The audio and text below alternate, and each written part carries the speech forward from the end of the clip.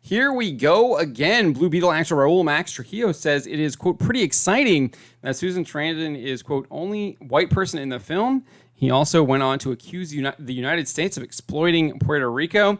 These comments aren't really unheard of from people involved in the Blue Beetle film. We've seen repeated comments like this from the film's director, Angel Manuel Soto.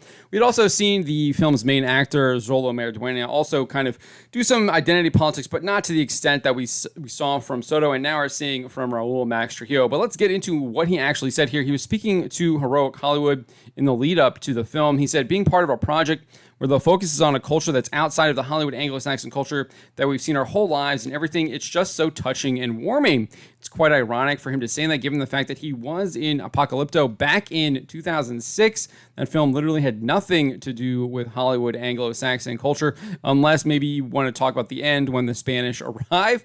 But that's at the end of the film. Otherwise, there really isn't anything. The film isn't really talking about any kind of Hollywood Anglo-Saxon culture. And then if you look at today's films, the biggest IP out there is Squid Game on Netflix. It's a South Korean project.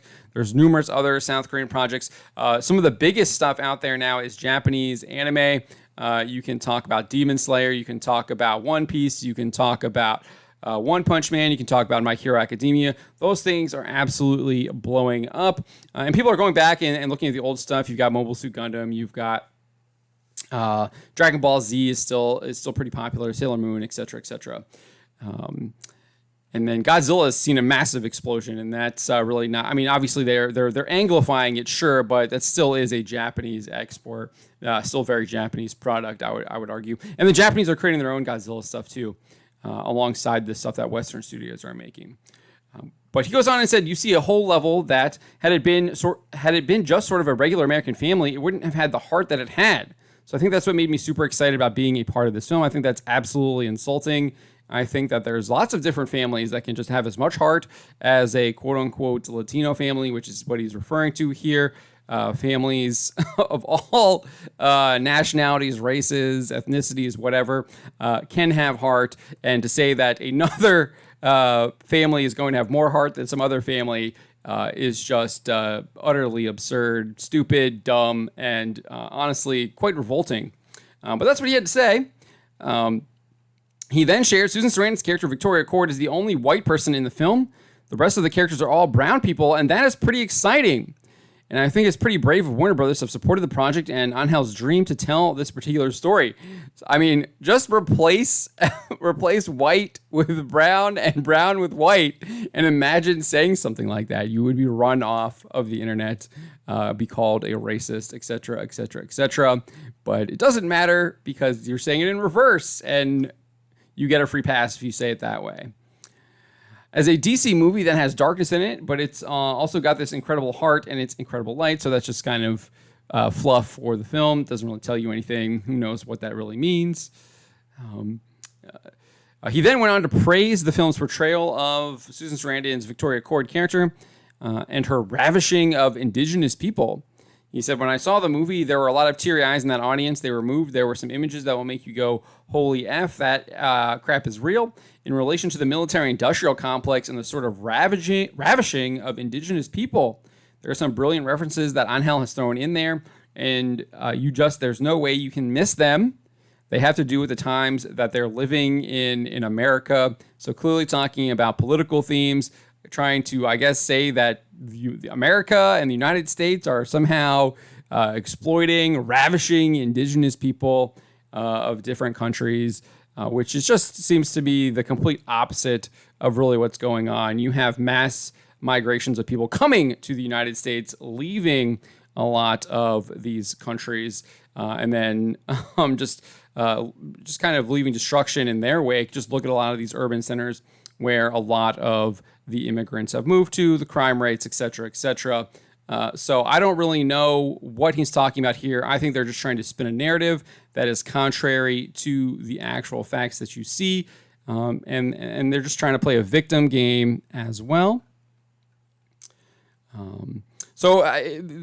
What he's talking about isn't unheard of. Again, we had Susan Sarandon describe her character as the white military industrial complex, clearly putting a racial aspect to her character, and it seems like that is indeed how even Mr. Trujillo is reacting to it, and that's definitely, I think, something that these people were trying to push. They're pushing this racial narrative. Remember, this is these people, they're the ones that are saying this. This is not me. I'm commenting on what they're saying.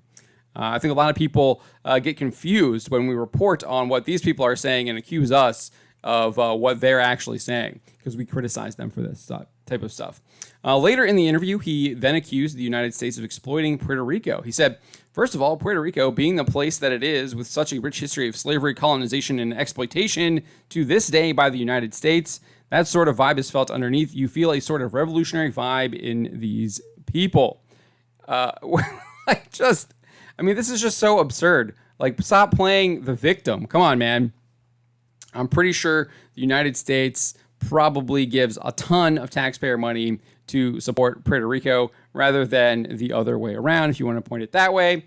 How is the United States exploiting Puerto Rico? I would really love to know that. I'd really love to know how they might be treating Puerto Ricans as slaves, and I'd really like to know this negative term that they're using for colonization, which I think has been completely misappropriated by a lot of people in the media. I think that there's a lot of benefits from colonization. You can look at the Aztec Empire and how the Spanish put them under heel for their heinous practices. Now, can you criticize what the Spanish did during their colonization practices? Sure.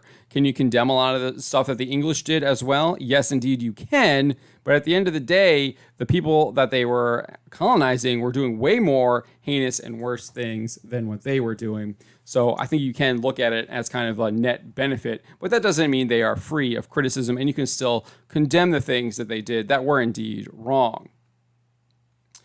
He goes on and says, so to shoot this film there, which has a lot of those elements, you're surrounded by it, and it's real. It's not make-believe. It's not pretend. Some of the locations, especially the old fort, are 500 years old. The blood spilled there and the tortures that must have happened there, that crap is real. I'm native. Shooting it in that specific location with that vibration of persecuted people and murder and genocide and all of that, it comes through. So he's talking about how that comes through in the film, is how I'm assuming it. This isn't unheard of. We had Angel Manuel Soto post this on Twitter back in 2018. He said, Puerto Rico is a slave colony of the USA. Your passport was imposed on us, so there is nowhere else to go after your country craps on my land and blames us for the stink. He didn't elaborate on what he was actually saying. So then Trujillo concludes his interview saying, I just hope that everyone walks away realizing that we're not bastardizing an idea or a character or anything else. We're just evolving it. We got a new term for on how we're doing, how they're pushing woke messaging, right? We're evolving the character now. Hopefully they can walk away with a really deep, powerful message with this film. I don't think it knocks you over the head with a hammer. I think it's subtle, nuanced. There's definitely a message to be seen and heard here, and I hope fans can walk around and just realize that this isn't just another superhero movie that is fluff. It's not. With the small experience I have with the comic books and heroes from DC, Marvel, whatever else, it's like there are usually messages for us to take away with the whole good versus evil archetypes and all that. I just hope people can walk away from this and just see the deeper meaning and message with this film and keep supporting it. He doesn't really kind of go into what he sees as the message, although we did get this part about the persecuted people, the murder and the genocide and all of that comes through. We did have the director explain to us what some of those messaging was in a previous interview with Movie Maker. He said that there was an illegal immigration allegory. You have Soto confirming it, saying there's a history that exists before an ice raid, a history that includes traveling miles and danger, working hard, becoming a family, creating memories, and thinking that everything is going to be okay. But all of a sudden, everything that you have fought for, everything that you have worked for, everything that you have built is now burning. I needed the depiction to be triggering because it's the experience of many. From what I understand, it's the experience of many that they're actually abused, put into slavery, manipulated, all kinds of things, even when they're making their way here, even before they get to the United States and before an ice raid. I wonder if he included that in the film. My guess is he didn't. In an interview with Collider, he also further detailed the film features themes of displacement, colonialism, and gentrification. He said, in my case, from Puerto Rico, displacement, colonialism, gentrification, those are things that are real threats.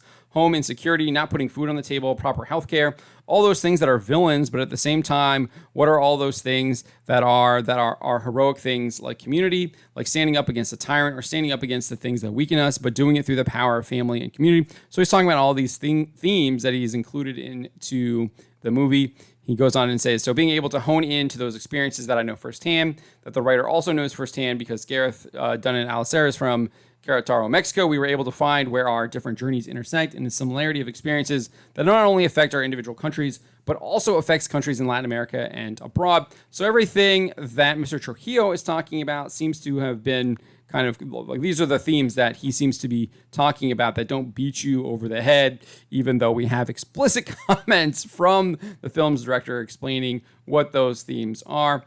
Whether or not the film does that, I don't know. I'm not interested in being lectured at, even if it is in some kind of nuanced state with those themes. But from what I have seen from people's reactions, it does seem like some of the commentary from some of Jaime's family is pretty beat you over the head with these themes.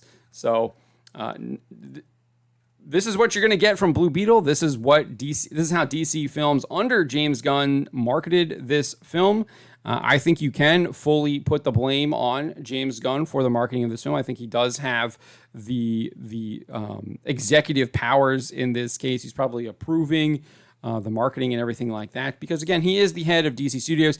This project might have been before him, but it is now under his purview. It is something he is indeed in charge of, and I think he totally greenlit how this was marketed, because this fits into his worldview. If you recall, he described an individual on Instagram as having racist presumptions for questioning why the High Evolutionary was race replaced in Guardians of the Galaxy Volume 3. So it's not a surprise that James Gunn would have this film marketed via identity politics. And I definitely think this is something coming from top down, because we're seeing it from the director. We're seeing it here from Trujillo. And indeed, we saw it from Mariduena. But let me know what you think of Mr. Trujillo's comments here.